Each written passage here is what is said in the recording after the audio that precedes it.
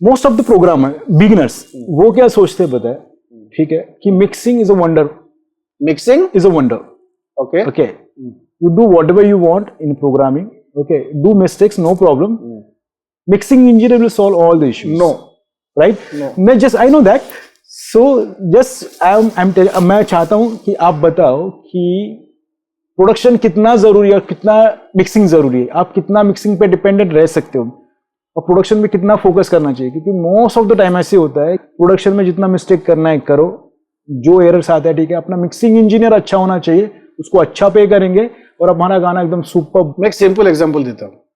Simple example, जो beginner है, एक गाना ले लो, जो भी एक गाना ले लो किसी का, वो गाना एक बिगिनर को दो और एक थोड़ा एक्सपीरियंस वाले को सेम गाना प्रोग्राम करने दो, दोनों को मिक्स में भेजो. ट्रू. दोनों को सेम गलती करने दो, उसको भी थोड़ा गलती करने दो, लेकिन उसका जो गलती रहेगा ना, that will be $1 million mistake. Experience वाले को इसका जो मिस्टेक रहेगा ना अलग. इसलिए मैं बोलता हूं input has to be good. अगर अच्छा माइक्रोफोन में गाते हो तो अच्छा साउंड निकलेगा. अभी जैसा शूटिंग कर रहे हैं हम लोग, मतलब हाई एंड कैमरा लगाया इसलिए वो इनपुट मिल रहा है काम, मतलब तभी जाके एडिट्स में कर पाएंगे. अगर अब जैसा हम लोग क्या करते हैं मिक्सिंग में, हम लोग हेडरूम देते हैं. मैं पहले बोला था गेन स्टेजिंग जो है, गेन स्टेजिंग किस लिए करते हैं हम लोग मिक्सिंग इंजीनियर को उसको हेडरूम देते हैं. भाई now it's yours, now you do. तभी मिक्सिंग इंजीनियर्स आराम से सब कुछ लगा सकता है. बिल्कुल है ना. अगर मैं पहले उसको सैचुरेट कर दिया, पहले मैं लिमिटर लगा के उसको क्रश कर दिया, सब लगा दिया, क्रश कर दिया, तो क्या करेगा मिक्सिंग इंजीनियर. हाँ, हम लोग को लगाना चाहिए, लेकिन एक लेवल है वो, दैट इज कान में है ना, वो देखना चाहिए. लेकिन ये एकदम गलत बात है. Mixing engineer will do wonders. No, if your output is bad, then mixing engineer can rectify that.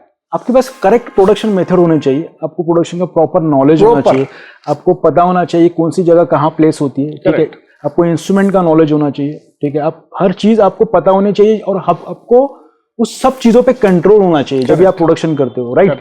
तभी वो नेक्स्ट प्रोसेस मिक्सिंग में आपको मजा आए. जैसा सनू जी एक बार बोले थे कि बेसुरा सब कोई बोलता है, ये गाना बेसुरा है. कामसुरा कोई बोलता है. कामसुरा मीनिंग किसी को पता नहीं. कामसुरा मतलब डेंजर है. कोई बेसुरा गाता है, मैक्सिमम आदमी बेसुरा गाता है. कामसुरा किसी को पता नहीं. अभी हर प्रोग्रामिंग में एक चीज आता है, ट्यूनिंग करके एक चीज है, उसमें माइनस प्लस लिखा है ना. वायलिन्स में ऑलवेज जब आप स्ट्रिंग्स प्रोग्रामिंग करोगे, ये और एक टिप्स मैं दे रहा हूं, जब आप स्ट्रिंग्स प्रोग्रामिंग करोगे ना, थोड़ा कुछ डिट्यून करना. जैसा वियोला आपका 440 में है ना, जो भी है, आप ट्यूनर चेलो थोड़ा डिट्यून करना, -1 या +1, सब इंस्ट्रूमेंट थोड़ा एक दो डिट्यून करना. ठीक है ना. जब डिट्यून करोगे और आप नजदीक आओगे. ऐसा 5 डिट्यून मत करो, ये आपको सुन के करना पड़ेगा. क्योंकि see this is all about painting.